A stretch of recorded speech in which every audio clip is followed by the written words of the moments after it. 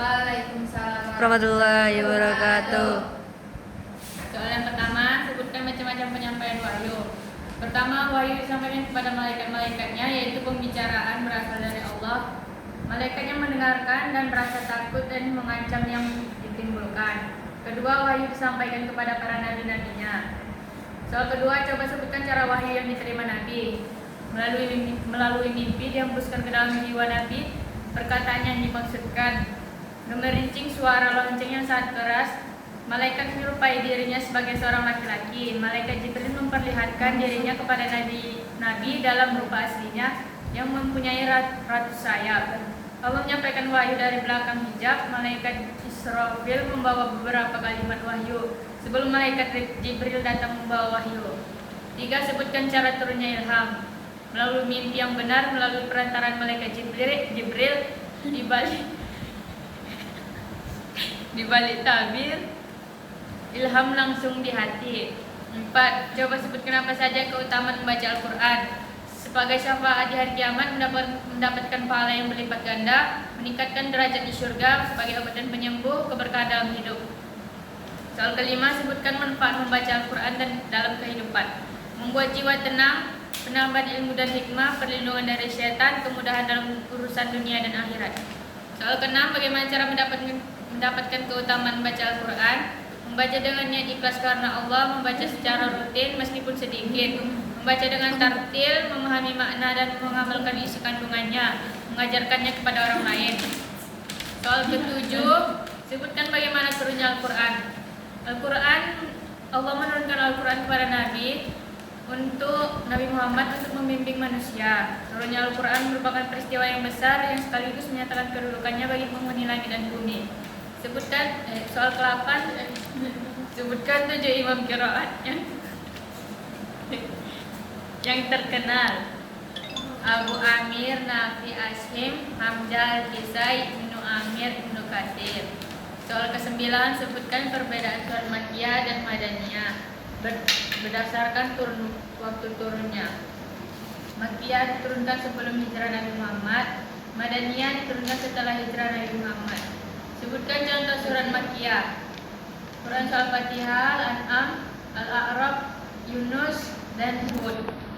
Soal 11, sebutkan contoh surat Madaniyah. Al-Baqarah, Al-Imran, An-Nisa, Al-Maidah, Taubah, An-Nur. Soal ke-12, sebutkan pembagian naskah dan mansukh. Nasakh Al-Quran terhadap Al-Quran. Nasakh Al-Quran melalui sunnah, nasakh sunnah oleh Al-Quran. Nasakh sunnah dengan sunnah. Soal 13, sebutkan jenis mantuk nas, mantuk jahil. Soal ke-14, sebutkan pembagian mafhum muwafaqah, mafhum mukhalafah. Soal 15, sebutkan pembagian mafhum muwafaqah. Fatwal kitab, lahnul kitab. Soal ke-16, sebutkan pembagian mafhum mukhalafah. Mafhum sifat, mafhum syarat, mafhum ghayah. Soal 17, bagaimana cara mendapatkan ilham.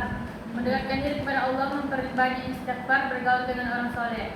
Soal ke-18, sebutkan apa saja adab dalam baca Al-Quran. Bersuci dan berwudu, memilih tempat yang bersih dan tenang, membaca dengan tartil, tadabbur, istiqomah. Soal 19, sebutkan salah satu asbabun nuzul menurut ulama.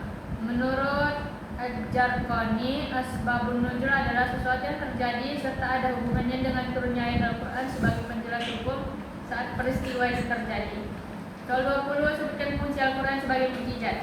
Bukti kenabian, tentangan untuk umat manusia, pedoman umat Islam. Soal 21, sebutkan macam-macam qiraat. Qiraat mutawatir, qiraat masyhur, qiraat ahad, qiraat syadz, qiraat maudhu'. Soal 22, sebutkan hukum membaca qiraat mutawatir dan masyhur. Boleh dianjurkan untuk dibaca dalam berbagai kondisi termasuk sholat. 23, sebutkan hukum membaca qiraat ahad, syadz, maudhu' dan mudarrad. Tidak boleh dibaca, terutama dalam sholat karena tidak sah dan bisa membatalkan sholat. Soal 24, sebutkan macam-macam wakaf. Wakaf tam, wakaf hadis, wakaf hasan. Soal 25. Sebutkan manfaat utama asbab al-nuzul. Mempertegas dan mempermudah pemahaman ayat Al-Quran, menunjukkan hikmah Allah dalam setiap persyariatan, membantu menafsirkan ayat dengan tepat, menghapus kesamaran atau kemusyrikan, menjadi pedoman dalam menetapkan hukum negara dengan benar. Sampai sini lah. Assalamualaikum warahmatullahi wabarakatuh.